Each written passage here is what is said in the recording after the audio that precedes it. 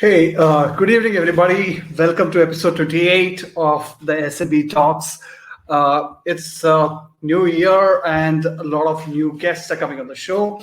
So, across the world, business world or political world, everywhere, we are seeing a lot of examples of bad leadership being displayed, right? So, today's guest is a special guest, and he is a person who knows leadership inside out. All right. So I have Mr. Gordon Tredgold with me. He's a global guru's top 10 leadership expert, and he's passionate about inspiring people to take action.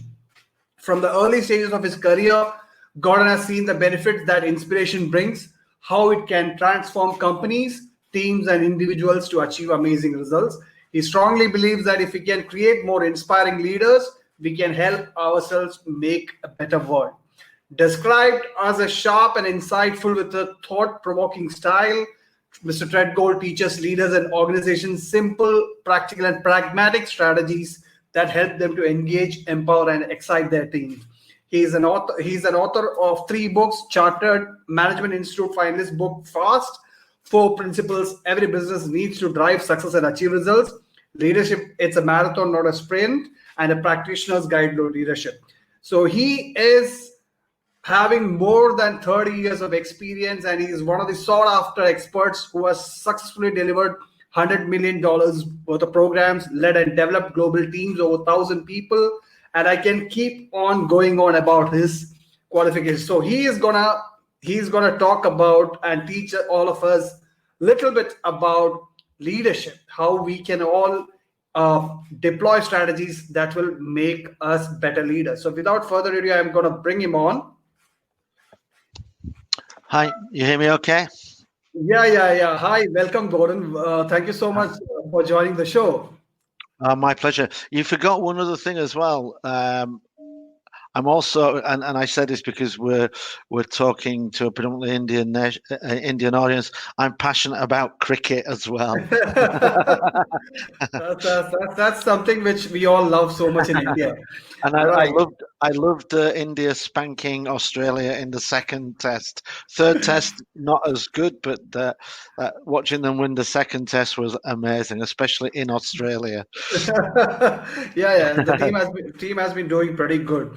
Yeah, So you follow cricket. You're a fan of any particular team as such? I'm from Yorkshire. Have you heard of Oh, Yorkshire? We are the home of cricket. right, Joe Root is a Yorkshireman. You could right. only play for Yorkshire until about 20 years ago. You could only play for Yorkshire if you were born in Yorkshire. Fantastic. So have you And have you played cricket? oh yeah, I played. I played badly. I was what we technically call a slow no spin bowler. No, there are fancy terms these days, Yeah, Chinaman, this and that. yeah. So No. I was easy to hit. That was the technique. And my batting was, if you need four, send me in. If you need much more than that, then send somebody else. fantastic. I follow your journey on Facebook, especially. I see you and your wife. You keep traveling, keep trying new cuisines, and Yeah. lot of excitement. So thank you so much for taking time to join us Oh, you're today. welcome. Gordon, I started the show during COVID-19, and it's just a simple show to draw inspiration from people like you and get some insights and tips which we all can implement in our lives. Sure. Sorry. So I have curated a set of questions for you, which, Okay. if you're ready, I can start one Yep, by one. absolutely. Are there any on Uh, cricket? all all right. Gordon, so talking about you, you have more than 30 years of experience and Mhm, now being global guru, top 10 leadership expert. Can mhm. you just take us through a little bit of that journey? Yeah, so I'm a mad sportsman, so yeah, very competitive in nature, and I would say that I played a lot of sport to a level above and beyond my capability. Right. And the reason I say that is because I think that sport's a great learning ground, and what you see in sport is that. And India, for me, were a prime example. Used to have some of the best players in the world, but weren't really a great team. Right. Under Dhoni, that's all changed. India is now a great team, and we see that with Pakistan. Amazing players, but as a team, Yeah. not so much. So it was that understanding the power of teamwork and preparation, and that the average people could be good players and great players if they were well prepared, had a strategy and a plan. So that was kind of my growing up as a youth, and then I went to university and I studied mathematics, which was great because that got me into problem solving. And then Right. I worked in IT, and then the career was pretty much laid out. You'll be a programmer, a junior, a trainee, for 6 months, a junior for a year, a programmer. And I thought, yeah, I don't want to do that. So what can I do to accelerate that? And what I saw was that everybody avoided the difficult projects. When it comes to cricket, I don't want to play Bangladesh or Kenya or Canada. I want to play Australia. Right. Take on the difficult things. And people used to say to me, "But aren't you worried if it will fail?" Well, we already think it's going to fail, so there is no downside. If it Right. fails, it fails. But if we successfully deliver it, now you're building a reputation. And taking on the difficult projects is a fast path, providing Right. you're successful. And doing that, what I found was that I was pretty good at turning around failing projects, underperforming teams and departments. I learned a lot about failure, what caused it, how to fix it, and that got me promoted and invited to lead bigger and bigger projects. More often than not, though, Right. not from the start. If I was going to be the captain of the Titanic, I would get the call after it hit the iceberg. And Right. and what you find is that with a lot of the things that are failing, it has got nothing to do with I worked in IT, but very very few projects failed because of technology. They fail because of poor planning, poor preparation, lack of motivation of Right. the teams. Exactly as I say. Pakistan, great players, not a great team, and this is why they don't achieve their full potential. And Right. and that was then because IT changes so quickly, it's impossible to keep up with the technology. So I kind of branched away from that and focused on the leadership. And just recently, I did a program for Fujitsu. I was the fifth project manager. I was brought in to lead a data center migration from an on-premise data center to Azure in the cloud. I was the fifth project manager. I was the least knowledgeable about Azure, but I was the person that delivered it because the Right. issues the issues were not related to Azure. We had fantastic experts, but they weren't set up in a position where they could succeed. And and Right. that and that's really my background. And it's become more and more people focused and more leadership focused because it's been a lack of leadership that has caused to fail. And then about 6 years ago, no, but I think it was a bit longer. I think it was about 8 years ago. I successfully delivered a program that saved 350 million and improved operational performance. And I got great credit for the results, but in my rating, I was told, "Yeah, we're not going to give you a good rating because your leadership's not great." And I said, Right. "Well, how did I achieve the result?" They said, "We don't know, but it wasn't to do with leadership. You need to change your leadership." And that just made me decide. I went back and I looked at it, and a lot of the feedback I got, people wanted to work for me because we would take on the difficult things and we would succeed, and that becomes an attractive leadership style. And that just made me decide, okay, what I want to do is I want to share with people how I lead, so more people can and others lead in a similar way as well. Share those techniques simply, And as I said, from that mathematics, I'm great at pattern recognition. So I was able to decompose what it was I was doing so I could explain it simply and clearly so people could, replicate the approach. And hence Right, the book Fast. Fast is about what causes things to fail and simple steps you can take to fix it. So right, right. that's kind of been the journey. Right, right. So I'm pretty sure that to be an expert in something, you have to have, like for example, if you have to be an expert on leadership, you have to be a great leader yourself. So you are Well, the perfect no, example. well, yeah, I agree, but I think there are some people that are experts on cricket and have yet never caught a catch, never hit a ball, never bowled, but they've Right, right, studied it. They've studied it, and there are three things. I think there are three things that we need. We need to have that or two things that we need to really make as an expert. We need to have the expertise, so we have to have the understanding, and then we have to have the experience that goes with it. right, right. You That's the know, combination. yeah. I mean, is Tendulkar an expert on batting? Well, he looks pretty good, and he's got a ton of experience. So that Right. you would put him into that category. He's probably studied it and has the experience. And a lot of people have just understudying. I meet a lot of experts, and they tell me, "Oh, this is a much better way to lead." And then I ask them, "Well, how does that work with a team of 1,000 people?" They said, "I don't know. I've only led 7 people." Right, right. Yeah. Okay. Okay. Yeah. Fantastic. It doesn't. It's a nice idea in theory. I want to know. I want to know what works in practice. Right, So right. That's why I've curated my questions on that. We want to get as much as yeah. practical knowledge also from you. All right. Correct. So when it comes to leadership, there's always a question that leaders are, born or made.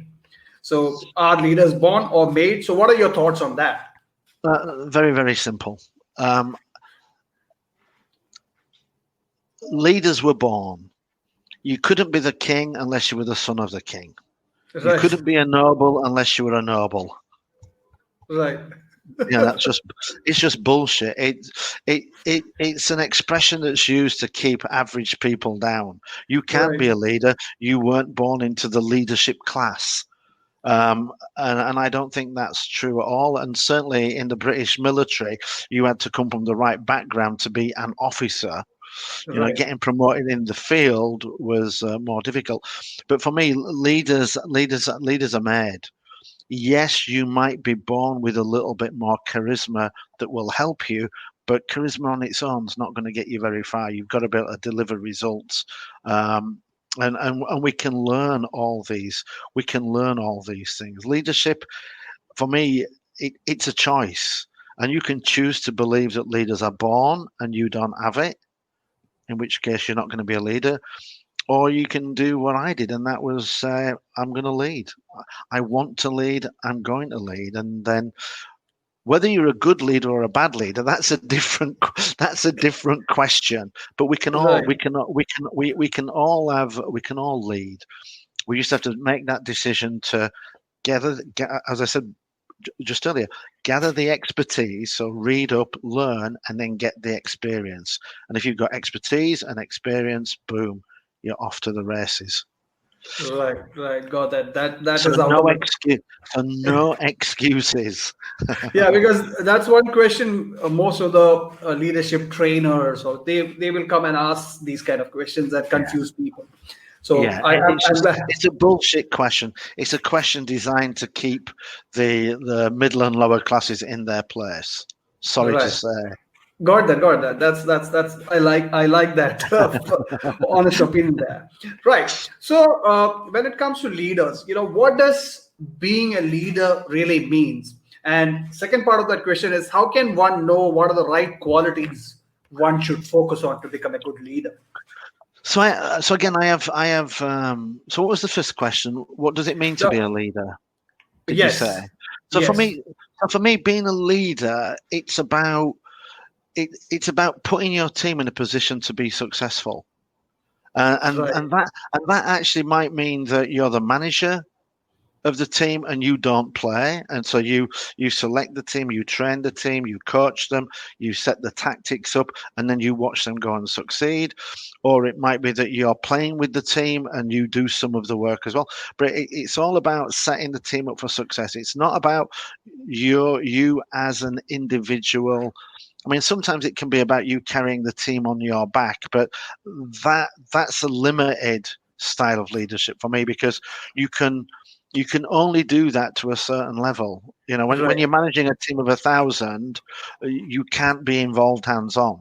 Right. And so leadership, it's about setting the team up for success, setting the direction, and setting them up for success, and then supporting the team on the journey to success. For me, Right. that's a leader, and you have to be a role model for the behavior you want for the people within your teams. And if you do it long enough and well enough, then that will become the culture of the organization. Absolutely. Now, in terms of what qualities, this is a very, very simple question. People ask me all the time, what qualities should I work on? And my answer is always the same. What qualities do you look for in a leader that you would follow? So That's if you and if everybody did that, we would have no micromanagement, because nobody, and I mean nobody, wants to work for a micromanager. So right. if you only led in a way that you would like to be led, we would see the elimination of toxic culture. Nobody wants to work in a toxic culture for a toxic leader or a micromanager. So look for the qualities. And I think, if you then ask me what are the qualities that I look for in a leader, I look for integrity. I've got to be able to trust the leader. You Right. can't say one thing and do another. You've got to be supportive. You've got to provide clarity of direction. Tell me what you want, tell me when you want it, and then get out of the way and let me do it. Right. So that's what I look for in a leader. Oh, and then the last thing is, and when I've done it, round of applause, please. That would be nice. Right. Right. That's a very very in depth words for that kind of answer. That's very And nice. simple. Follow, be the kind of leader you would follow. Absolutely. That's a key takeaway there. Yeah, If everybody does that, I think, as you yeah. mentioned, there will be no more toxicity in the working relationships. If Absolutely. if you won't follow you, why should I? Absolutely. That's a valid point there. Right. But we, But but we see but we see this all the time in sport. I mean, one of the worst leaders in cricket was Geoffrey Boycott. Fantastic cricketer, terrible captain, because it was all about him, his stats. How many. If you ask Geoffrey Boycott to sacrifice his wicket for the team, I just don't see that. I just don't see that happening. right, right. He was a good commentator too. Yeah, and a phenomenal cricketer, but not. There's a story about Geoffrey Boycott when they were playing in India, sorry, in Pakistan, and Abdul Qadir was just ripping the team to pieces, and Botham was batting number 6 with him. They were like the 6-wicket partnership, and Botham came up to him and said, "I've figured Abdul Qadir out," and Boycott said, "Me too, but let's keep it to ourselves." that's, That's that, selfish. That's that's too that's not. selfish. This is not what you're looking for in a leader. For him, it was Right. like, I'm playing great. Who cares But I'm about not the going to team? Yeah, yeah, absolutely, absolutely. Right. I was not aware of that story. Thank you for sharing that also. Right. So, but still, if you look at, current scenario, even let it be political, business world, there's a dearth or there's a absence or real absence felt of good leaders. So what is the main reason behind the same? I don't think there's a dearth of good leaders. I just don't think they're in the important leadership positions. I mean, That is true. I'm not really that religious, but the Pope Francis seems to show good leadership as the Pope. But Donald Trump, I 5 days left. That's all you can. That's the best thing you can say. And Boris Johnson in England, I don't think he's a good leader. Very, very narrow and restrictive. Angela Merkel, a fantastic leader. I think Right. Macron does a good job. Jacinda in New Zealand does a Fantastic. good job. Um, I don't really know a huge amount about Modi. He seems to get good feedback, but there's a lot of people that don't like him as well. Yeah. But I mean, Yeah. but maybe that's just because with India, when you've got 1.3 billion people, even if 2% don't like you, that's still a lot of Huge people. number. It's a huge number of people. Right. Yeah. So I think there are good leaders, but I think at the moment we're just going through, definitely in politics, a period where populism is on the rise, and I don't personally I don't like that at all. I don't Right. think because it's fake. They're talking about we're doing it for you. No, no, you're not. Every single person in the US in Congress is a millionaire or multimillionaire. What do they know about the people? And I think in America, I think something like 35%, maybe 40, are on minimum wage. They have Yep. no understanding of the life of 40% of their uh, people they're leading. Yeah, like, how does that work? Right, right. That's absolutely shocking. Yeah. Right. My next question is for organizations. So, is it possible for organizations to develop quality leaders? And if it's possible, any tips you normally suggest to your clients or the organizations you consult with? Yeah, so there's a yeah, organizations can um, create good leaders, and I think it's not just about leadership training. Leadership training is great, but leadership training is like uh, y- sorry to bring it back to cricket, but it's a common experience we have. I could spend 10 hours with Tendulkar in the nets learning batting, and that would be great. But the training alone is not enough. You then want to be able to have access to people. If ideally what you'd want is you'd want to do the training with him, then have an opportunity to meet once a month to discuss any issues. And every now and again, you'd like to be able to have him there watching you play and saying, yeah, stop doing that. That's not good leadership. So leadership development's got to include three things. It's got to include the training, it's got to include mentoring, and I would also say it almost needs to include mastermind groups where once a month leaders can come together with the trainer or the coach and then just say, okay, this is what we did here. It didn't work. It did work. Any tips and advice so we can help them move on. And then the most important thing, the absolute most important thing, is that companies need to have a leadership, what I would call a leadership framework. You have to have a model for the kind of leadership you want. And then everybody needs to exhibit that kind of leadership. And I remember I worked at one company, and as I was leaving the company, um, they ran a 1 week leadership training, and Right. about the people I think they were one level down from me went on the training, and I was speaking to a couple of them at my leaving do, and I said, what was the training like? They went, it was awesome. I was like, oh well, that's really good. And then they said, and then it's bad as well. And I said, why is that? They said, because there is nobody above us that leads in the way we're trained. And in Right. fact, anybody who led like that has either been ostracized or fired. So you train us to lead this way, but anybody that leads that way, their career is short lived. So there's that inconsistency between do what I say and do what I do. So this is Right. why I say you have to have that leadership model. What do we?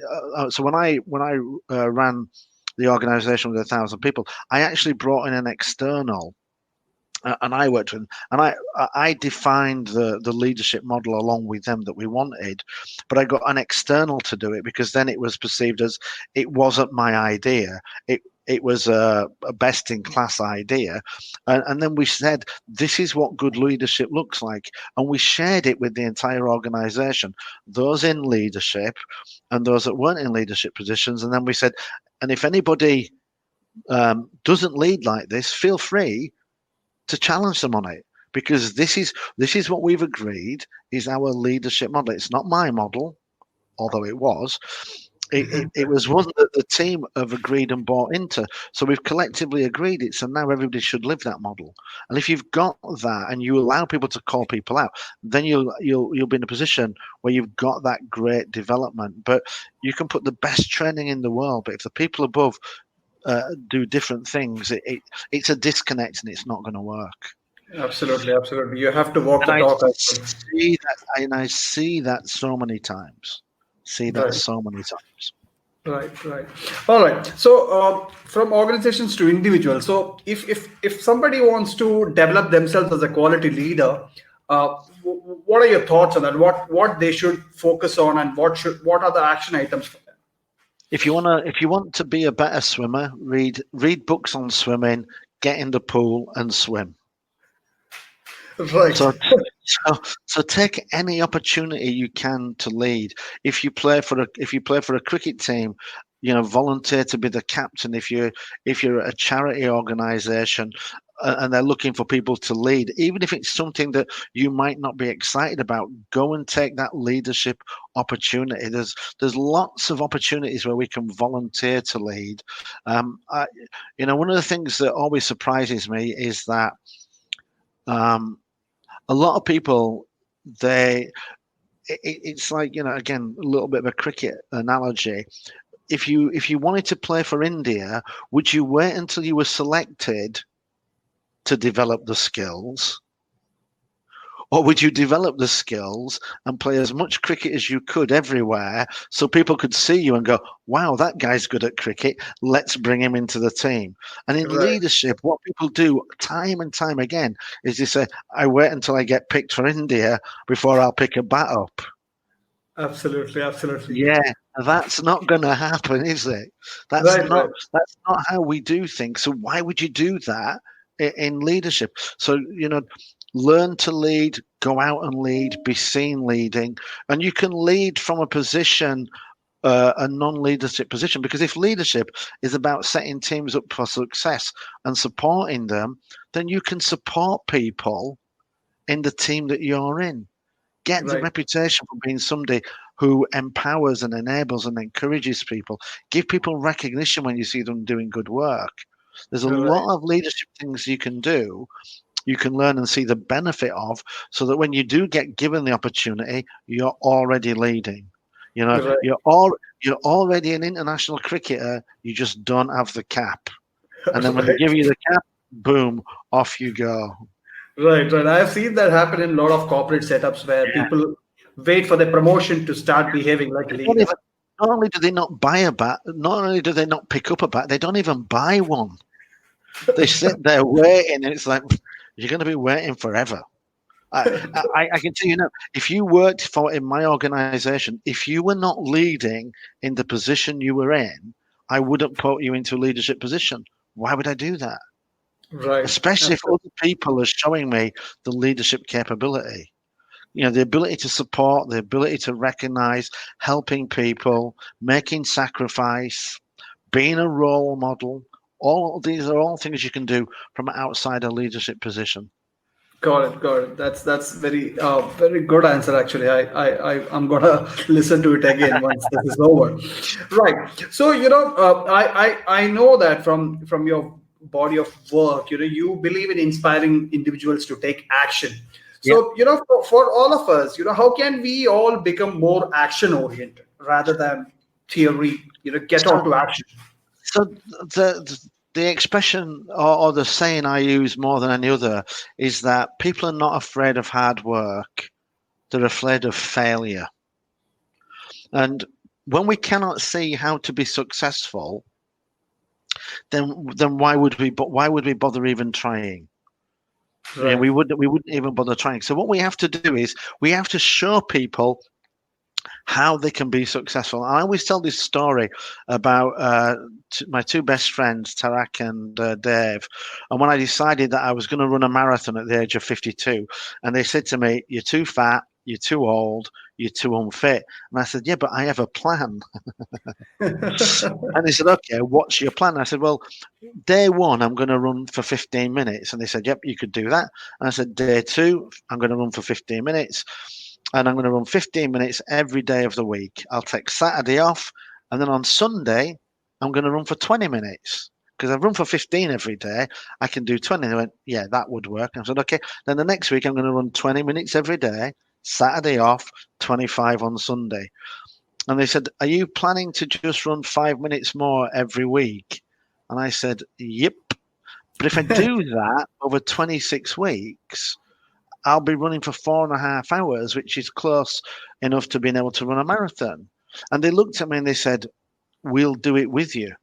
So they went because when they said I couldn't do it, what they meant was we can't do it. So you definitely can't do it because we're Right. younger and fitter than you are. But when they could see how step by step we could go from where we were to the finish line, happy to do it. And sometimes it's not necessary to see the full journey, but what are the three things that we could do right now to get started? And if people see that and they can do it, then they're going to be inspired to take action. Then as a leader, our job is to fuel that action with recognition. Good job, well done. Good job, well done. Keep going. You've got this. And sometimes it might be, okay, now you've got to here, this is the next three things to do. Now you've got to here, these are the next things to do. If you don't see the full journey right from the start. So that's what we need to do to inspire people, is to show them what they need to do to be successful. Give them the belief that they have a chance to be successful. Right. As I say, we might not have finished the marathon. We might have got injured or something, but at least we could see that we had a chance at it. And when people believe they've got a chance at it, and if it's aligned with their aspirations, boom, they'll go and do it. I coached a woman to write a book, and she'd been writing for 2 years, and she'd written 10,000 words. And this comes back to my fast approach. She'd been working for 2 years, and she'd written 10,000 words, and she was kind of not sure what she wanted to do. So she hired me for a coaching session. So I said, "Yep, I'll do that." She booked 2 hours with me to start with. And so when she came in, I said to her, "Okay, where are we?" She said, "Yep, I've done 10,000 words." I went, "Brilliant. How many words is your book going to be?" She said, "I don't know." I said, "Okay, how will you know when you're finished?" It's like cricket. You want to bat second because then you know how many runs you need to get. It's hard to know how many are set.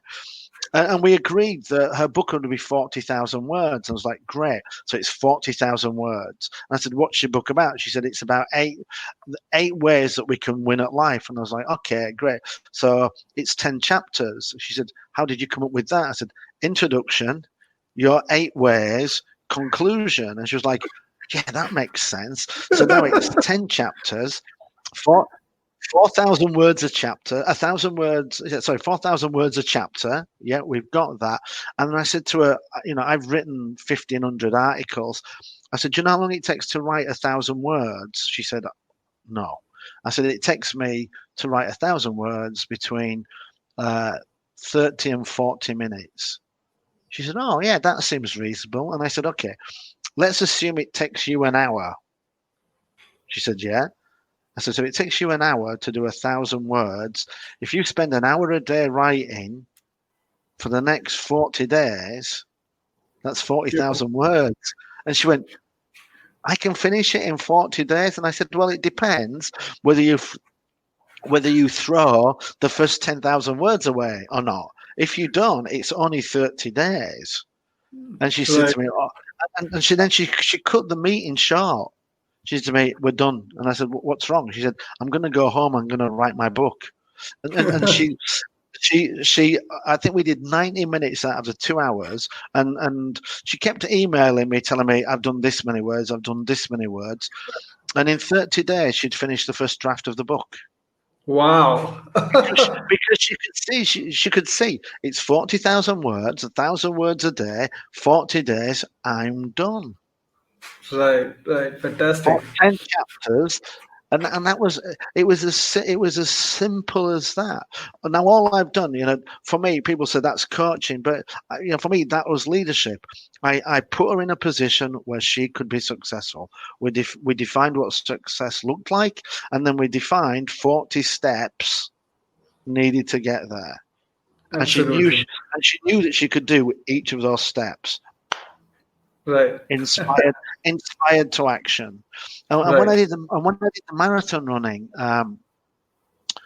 I just said this is a different type of inspiration. When I did the marathon running, I could probably lose a little bit of weight. Let's just put it that way.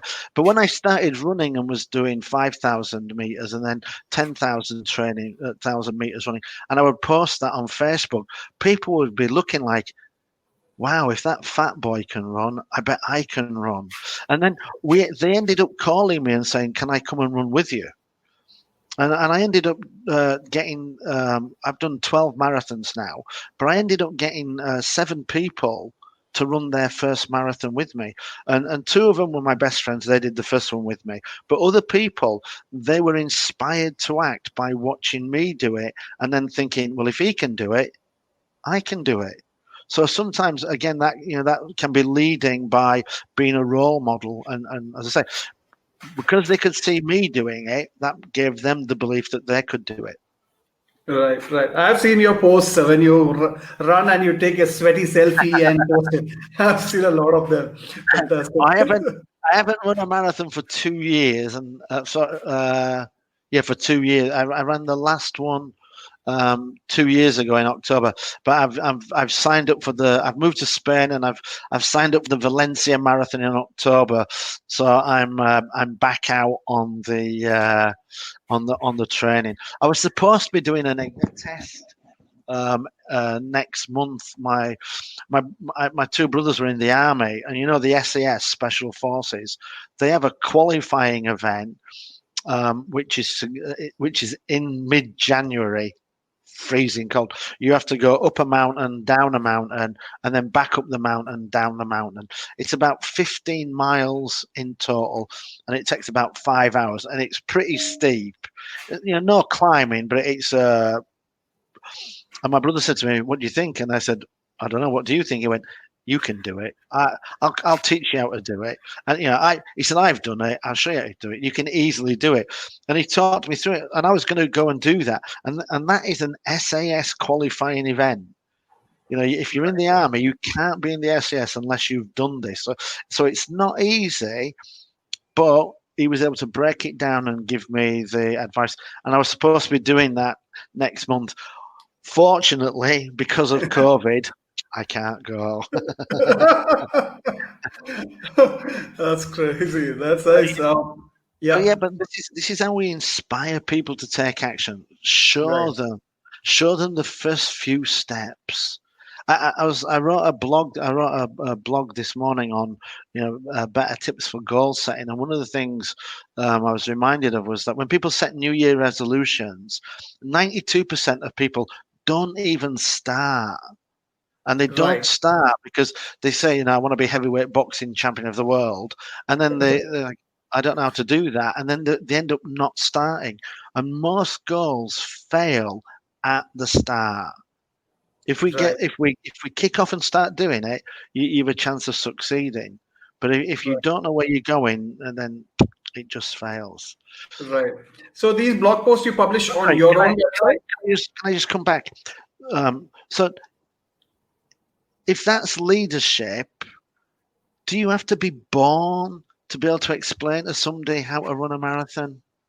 I don't think No. so. And that is why leaders are not born, they're made. Because that's Absolutely. all leadership is. But sorry, go on, you were saying. Yeah, I was asking, these blogs are published on your own website or on Forbes, etc. Yeah, so I've written 1,400 on my own website, and then I couldn't write. I was my English teacher told me this is another thing as a leader, we have to be the voice of positivity. My English teacher told me I'm really glad you're good at mathematics because your English sucks. You will never do anything with English. But that stopped me from writing for Right, years. And right, being English, when I think about writing, I think about Shakespeare, Dickens, Chaucer, and I thought, I can't write like any of them. And then it occurred to me, I don't like reading any of them because it's right, hard work. And I just decided I'm going to do it and see where it goes. I want to write and share ideas, and it's not about the quality of the writing; it's about the quality of the idea. And absolutely. and and doing that within 2 years, I was writing for Inc. magazine. I was writing for Entrepreneur. I've written in Forbes, and I've had articles translated into 18 languages. But that was just because of that, setting off and dipping a toe into the water and trying. Right, right. I've read your articles on Forbes many a times. Yeah, Right, I've about 300 on Ink. I think I've only done a couple on Forbes, but on Ink there's 300, and as I say, 1,500 on my blog, and I write a lot on LinkedIn as well. okay. All right. Fantastic. All right. So, my next question before we move on to listening to your story, that one last question about leadership is, tough times are when real leaders stand up and Yeah. people look up to them. So, how can leaders or executives develop that aspect of their leadership? Like tough times, the resilience.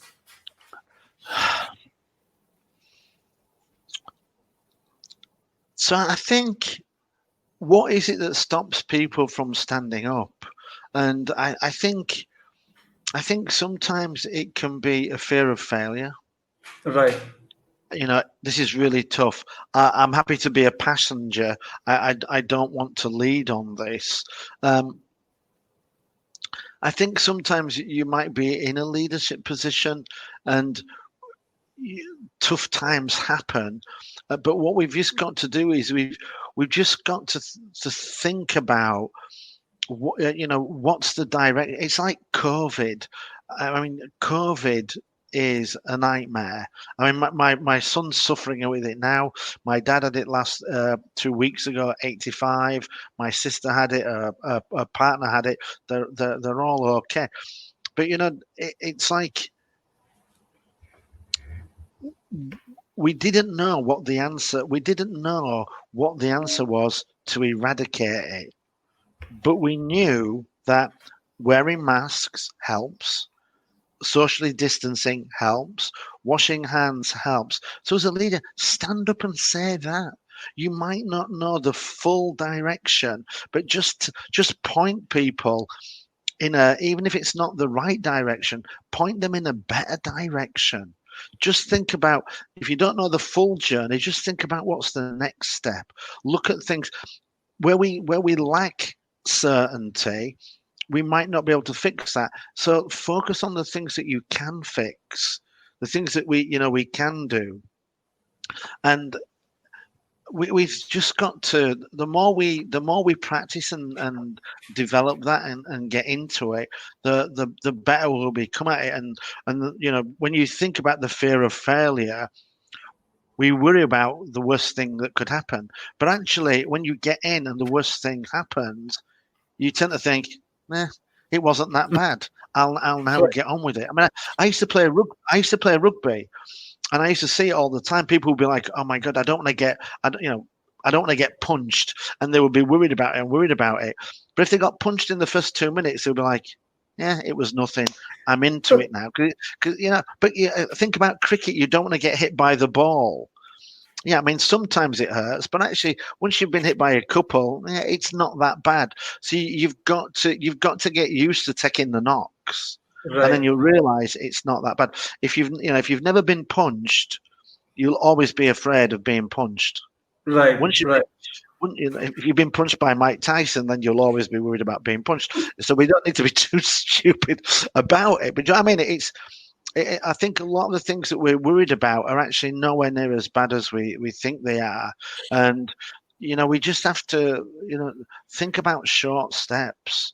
Right. We know that a vaccine is going to be the solution ultimately for COVID. and it's going to take a year to develop, a year to test, and then start rolling out. So what can we do between now and then in order to do it? So if you're running a business, and it's one, let's say you're running a restaurant business, and you're closed down and you can't serve people, or you're only open at 30% capacity. Dreaming of it being open fully is great, and worrying about how you can open it fully is great. But to be honest, it's not going to happen until a vaccine. So what can we do differently? Can we do a takeaway service?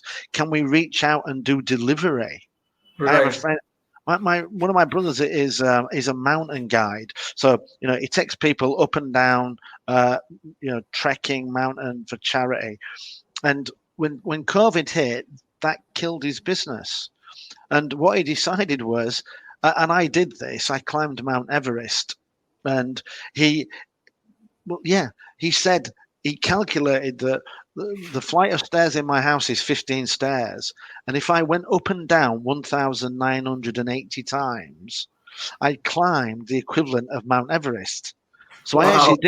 actually did that over 3 months. But he created a second business. Instead of taking people out walking, he told them that if you do this many flights of stairs, it's the equivalent of climbing. There's what they call the Yorkshire Three Peaks, Penny Gentry. He calculated, and you'll see them now on Facebook. There's other companies that now do this. Walk Hadrian's Wall or Great Wall of China, and they offer medals and certificates. So we actually took his business, which is 100% outdoors, and made it into an indoor business. Right. Right. So, Right. so stop dreaming that everything's going to go back to normal, and deal with the reality you've got now, and think, what can I do to make this 5% better, 10% better? And one of the things that everybody has is a brain, and our brains are ridiculously powerful. And if you focus them on finding problems and why you can't do things, they will be massively successful. But if Right. you focus them on looking for things that you can do, you will find them. You'll be massively successful. So it's a question of, where do you choose? Do you choose to look for problems, or do you choose to look for solutions? Right. And people in leadership look for solutions. There's always something we can do to make it better. Right. It might not be perfect, but it will improve it a little bit, and develop that habit. Develop that habit. Right, right, got it. So, now I think I'm exhausted by leadership related questions. I've got enough insights for thinking straight right now. So now I have certain questions which are connected to Mr. Gordon. So, Okay. first couple of questions is about your books. So, I want to talk a little bit about, you are a celebrated author, first of all. So, if I want your first book, Fast, Four Principles Every Business Needs to Try. That was my third book. Oh, that was the third book? All right. So, The first book was Leadership. It's a marathon, not a sprint. all right. And I wrote that when I decided to do a marathon, and at the same time I'd started writing on leadership, but I didn't know how to write a book. Because Right. the leadership, there's no plot, there's no boy meets girl, boy loses girl. So what's the structure? And when I started running the marathon, what I realized was that I was having to lead myself. I was having to do preparation, motivation, come up with strategies and plans. And then I thought, could I use this as a framework? 26 miles, 26 chapters, each chapter about a leadership principle, and then how I use that in business, and then how I use that to guide myself to run a marathon. So I'm now a guinea pig for what I'm teaching. So obviously, chapter 1 is about goal setting. Right. And then it was the various chapters about planning, preparation, motivation, all that kind of stuff, execution, persistence. And then I Right. wrote more about business than I did about the marathon. But then I said, and this is how I used it here. So you could see that progression of, from as a startup, I can run for 15 minutes. I am the ultimate startup company. And I want to get to go from running from 15 minutes to running for 5 hours. So that was the first book, Leadership. It's a marathon, not a sprint. Got it, got it. So that is one question out of the way. So your third book, which is Fast, Four Principles Every Business Needs to Try. So can you talk? It's a Chartered Management Institute finalist also, Yeah, and it was out of the final 5, and people asked me, was I disappointed that I didn't win? And the answer was no, I wasn't, because Alex Ferguson, manager of Manchester United, had written a book called Lead or Leader, right. and he was in the same category, and I Oh, made it to the final 5 and he didn't. I'm from Leeds. We hate Manchester United. Leeds won, Manchester nil. I recently saw the documentary about Leeds United on, I think, Netflix, Amazon. Oh, Amazon. on Amazon Prime. Oh, I mean, that's leadership. Marcello Bielsa, all hail. I Seriously, mean, the I think story a of fan of it. well, yeah, because if what the documentary doesn't really show, it shows it a little bit, but you have to know the history. Was that the season before he joined, we finished 13th in the league, and we had the 13th best attack, the 13th best defense, the 13th best goalkeeper. We couldn't have been any more 13th if our lives depended on it. We were boring. We were unimaginative. It was terrible football. And in the space of 6 weeks, he completely changed the culture within the team. And he took them from being the one of the 13th most attractive team to being the number 1 attractive team. And and it was with the same um, it was the same squad, but 1 or 2 of the people who started didn't start, and the reserves started. And when you watch the first game of the season, the commentators were like, "I can't believe this is the same 11 people," because Right.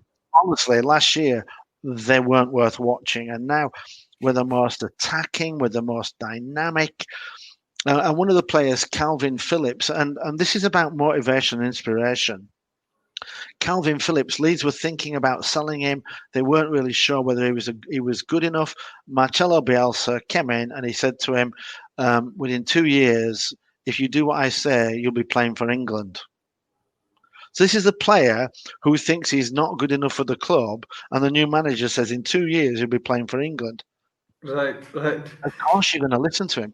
2 years later, Calvin Phillips made his debut for England. That's And good. all of the players have bought into it. And there's criticism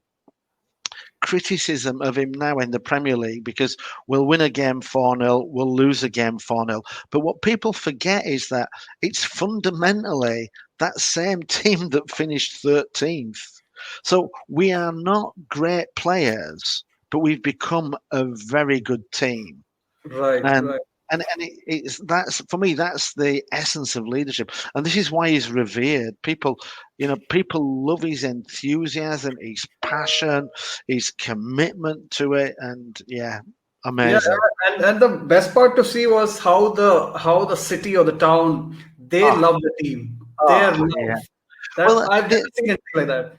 so so my cricket is a big passion, and I lived halfway between Headingley, the the venue for the 4th test series and every test match and every test series, and Ellen Road. I was a Leeds United supporter from the age of 8.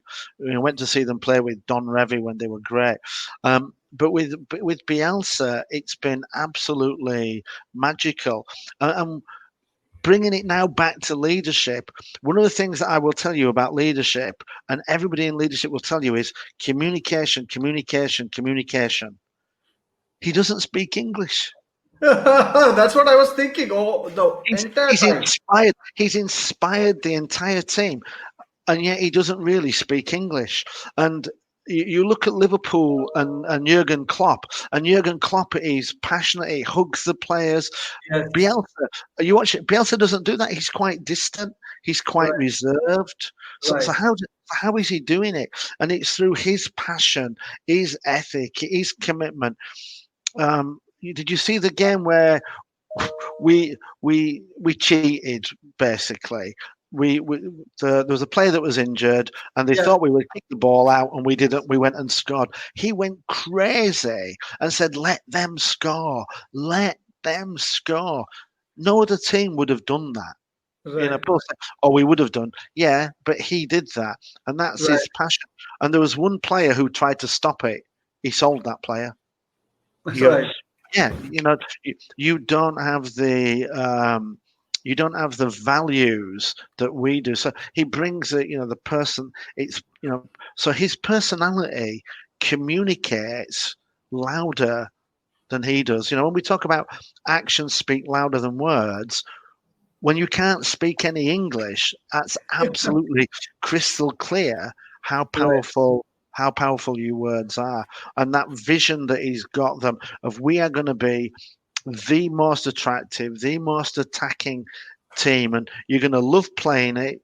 It's going to get the best results we can get, and he's massively motivated. And I would tell people, if you're thinking about reading a leadership book, don't do it. Go and watch that series on what's it called? I think it's called Coming Home. About Marcelo Bielsa and Leeds United, and also about the culture with Radziani and Victor Orta, who have the same mentality. And you'll see how an organisation, when you've got passionate leaders who believe in doing it the right way, can achieve anything. Right, right. Even the owner, his passion, the way he Yeah, goes and hugs the fans, yeah, takes the pictures with yeah, them. It's yeah. amazing, amazing. It's interesting how they're very tactile and emotionally involved with it. It.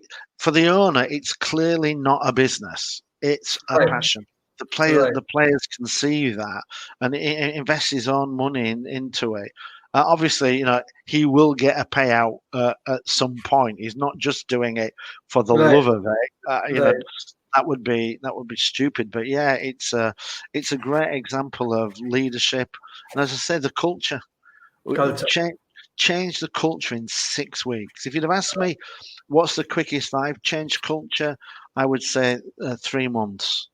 And normally within a team, you can start to see it within 3 months, and it'll take 6 to be. It's like a plant. You start to see the shoots after 3 months, a few more leaves after 6, and really it takes 12 months, and then after 18, it's embedded. He did it Right. in 6 weeks. Amazing. Rethink leadership Without even speaking the native language. without speaking the language, and Yeah. everybody's revered is revered by everybody. That every single player. I mean, there was an interview with Pep Guardiola, and they asked him, what does he think? He said he's the best manager in the world, and they said, well, you've won the Spanish league, the German league, the English league, 2 Champions League, and he said, but being the best manager is not about winning trophies, because whether you have a good team or a bad team has a huge influence. He said, for me, what differentiates a good manager from a bad manager is, are the players significantly better when you leave? And he Right. said, with Bielsa, everybody who plays for Bielsa is a better player at the end of it. Whereas Absolutely. some of the people, they get good players, and those good players win the trophy. And some of them, Mourinho, some of the players end up worse players. Right. It kills them. Bielsa doesn't do that. And he Right. also said as well that if Bielsa managed the teams that he'd managed, he would have achieved the same things because they were good teams, and Right. he would have made them better. So Absolutely. I'm actually a Liverpool fan, but after that I, watching the I season. love Liverpool. I love Liverpool as well. I was so excited last season. Yeah. Disappointed the season before that Klopp didn't do it. But I mean, you see Klopp, Guardiola, Bielsa, Pochettino. The players love them. Great for me. They're great inspirational managers, but hard as well. If you've Yeah. got to be dropped, they'll drop you. I mean, Bielsa. If you do it bad, they're firm but fair. Firm but fair. Right. Right. Absolutely. All right. So we can have a separate discussion altogether about this. I believe that's fantastic. All right, Well, so it's like on Saturday we're playing Brighton, and Ben White had never played in the Premier League. He spends one season under Bielsa, and now Liverpool want to buy him. Manchester City want to buy him. Manchester United want to buy him. Brighton didn't make him better. right, Bielsa made him better. From a player who's never played to somebody who's in demand at Liverpool, Manchester City, and United. right. All right. So, yeah, these are good points because no, hardly people speak sports Well, these days. can I just come back on this a second? So one of the things that I think is important for leaders, I have a simple question for you. When I'm talking about this, do I come across as moderately interested, or madly passionate? Madly passionate. Madly passionate. And that is a great leadership quality, in my opinion, because if we can be passionate about what we're doing, passion is infectious. If Absolutely. one of the challenges with leadership is that, we talk about employee engagement, and our employee engagement is at 33% in the US, and it's around 15% worldwide, which I don't believe, because I've worked in the US and people are no more engaged. They might say they are, but it's pretty consistent. But if you look at the US, management engagement is at 30%. So what's the problem? Is it disengaged employees, which is what we try and fix, or is it disengaged managers? I'm telling you, I know exactly. It's the disengaged managers. If you've got engaged, passionate managers, that is infectious. If you've got disengaged managers, that's infectious. So, Right. be passionate about it. Be excited about the leading and have that opportunity. Right. Even though you are sharing examples from football, cricket, you are connecting it to leadership somehow. Yeah, it's You all know, leadership. It's all leadership. absolutely. And All right. you don't have to be the greatest player to be the great. Klopp. I think Klopp. Bielsa stopped playing. I read that today. He stopped playing when he was 25 and moved into Right. coaching. So wasn't a great player, went on to be a great manager. Klopp was a second division footballer, went on to be a great manager, which makes you think about, where do we get managers and leaders from? We tend to pick the people who are the best footballers, the equivalent of the best footballers, and put them into leadership. There Right. aren't many great footballers who make great managers. Right. Very So few. maybe we're looking in the wrong place. Absolutely. Search for leadership skills. Right. So, yeah, coming back to you, you are one of the most sought after speakers in the leadership space. So, if you can share a couple of talks of yours or keynotes which you loved or you are excited about, that will be fantastic. You mean talks that I've seen that I really like? No, you have given the keynotes Um, you have delivered. yes. So one of my favorite ones. I don't tend to get nervous when I'm speaking. Obviously, you get a little bit of butterflies if it's a big crowd, and that's normal. But Right. it's not like a fear of speaking that a lot of people have. But my favorite talk I did was, I did a TEDx talk, and Right. I chose to do that in French, and I can tell you, I could have. it, it was almost I was almost afraid as I would be going out and opening the batting at the Sydney Cricket Ground on the opening day of an Ashes Test match. I'm very, very, very, very nervous because my French is good, but it's not perfect, and I Right. wanted it to be perfect, so I had to learn it. But that's a talk I did, and you can see that on YouTube. I did it in French, and it was called "My Little Secrets for Your Big Success," and it's Okay. 4 steps. Aim high. So I wanted to be a top leadership expert. Start small.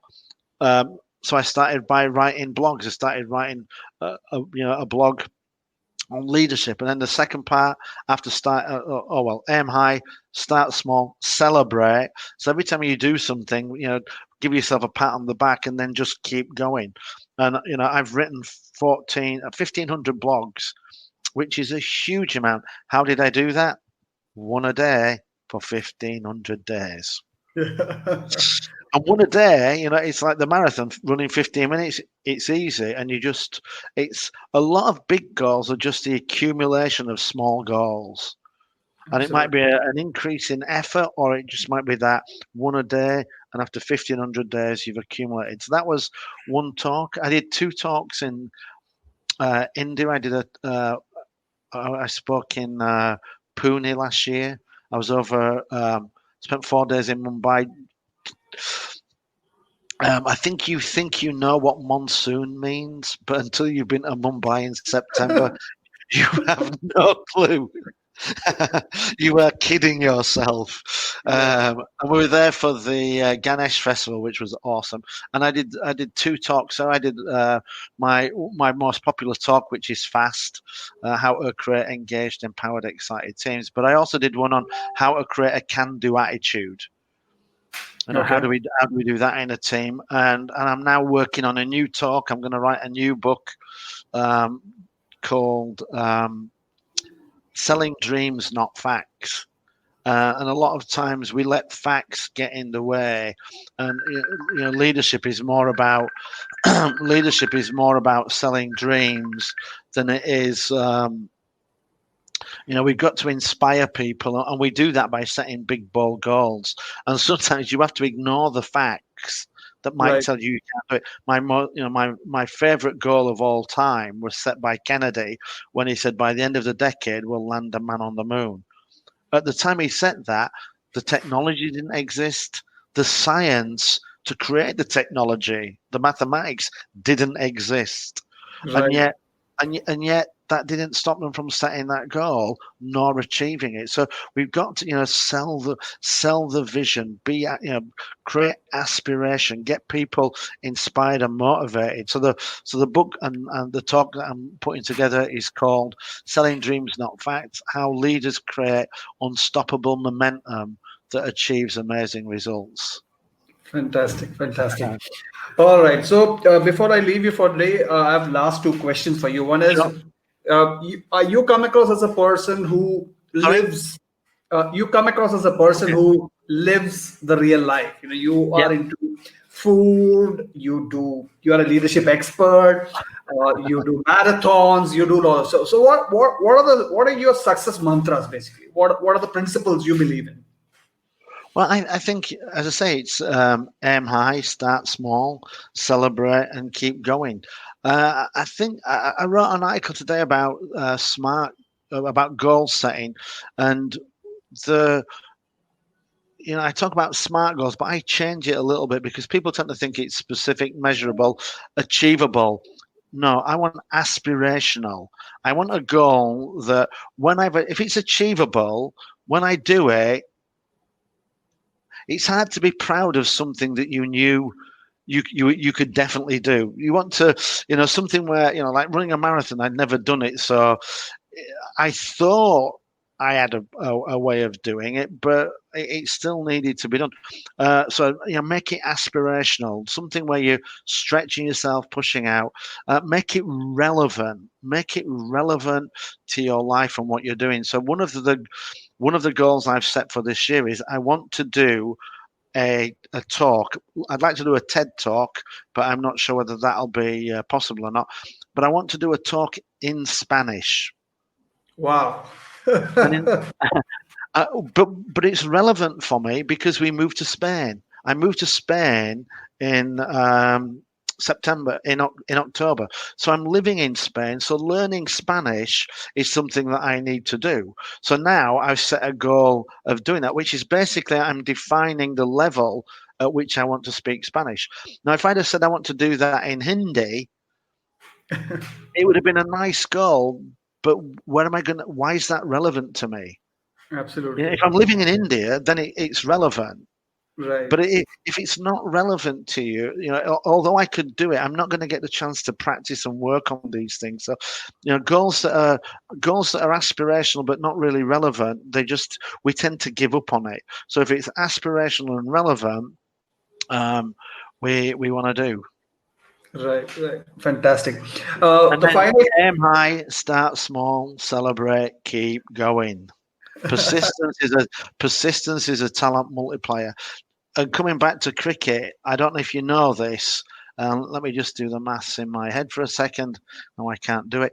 When it comes to cricket, there are multiple ways of scoring a century. You can do it with 16 sixes and a couple of fours, or you can hit 100 singles. Right. Both of them are a century. And Right. if it takes 100 singles, it doesn't make it any less of a century. So if you can only do it in singles, do it in singles. Right. Power of persistence, talent multiplier. That is an example which is registered over here. Yeah. Stay at the crease. Stay at the crease. Right. So my final question, Gordon, is uh, this is weird times, COVID-19, right? So I Yeah. know that you are a traveling person. You used to travel a lot to give speeches and keynotes, etc. So how has COVID-19 impacted you, and how do you think 2021 will go for you? So in January of 2020, I had 16 speaking gigs already lined up. I was speaking in Shanghai, I was speaking in Beijing, Cape Town, Copenhagen. I had gigs in Dubai. I was supposed to be speaking in Pune, Mumbai, Delhi, and Bangalore. Coming over and speaking at those in April, and I did one in Seville. The one in Seville was February the 2nd. I did that talk. All of the rest cancelled, My goodness. rescheduled. So I didn't do any. I didn't do any live speaking. So I did. And I was supposed to be giving a 4-day leadership training course in Dubai as well, high performance leadership. So what I've done is I've done some online talks, uh, but they don't tend to pay as much. But we're in a world where money's tight now, so you've got to keep, excuse me, you've got to keep visible. Right. At least I did some webinars for companies. I did quite a few interviews like this. I did one with a group in Sri Lanka. We had 1,900 people on the call. Wow. Yeah, a 90-minute talk, and most people stayed to the end. Me and a good friend of mine, Nigel Risner. If you can get him as a guest, I'll introduce you to amazing speaker. He was my speaking coach. He's a little bit off the reservoir. He's an out of the box, Wow. amazingly entertaining and informative speaker. Not as structured as me, but that's my mathematics background. But amazing insights and tact. And then I moved the training online, so I gave it for the first time as a 2-day leadership for maximizing profits. I did that for 35 people in November, and now I'm breaking that down into a 6-week course of 2-hour sessions, and we're going to start launching that in February. And one of my goals is to put 1,000 people through that course, not recorded, like this with Q&A, Right. and working with people rather than just watch the videos and follow it. All And I right. All think right. that I'm hoping that by the Q3, Q4, the speaking will be back available. I'm booked to go and speak in Shanghai and Beijing at 2 large HR conferences. So I'm hoping to do that. And I think the other thing I've done is put out more content. You know, keep in the public eye. A lot of people don't like to do that because they say, when you give it away for free, it you can end up giving it all away. But the way I look at it is that this sounds arrogant, but it's not meant to be. Having led teams of 1,000 people for 30 years, I'm not telling you just one thing. There's a Right. whole, there's a whole, there's a whole raft of things.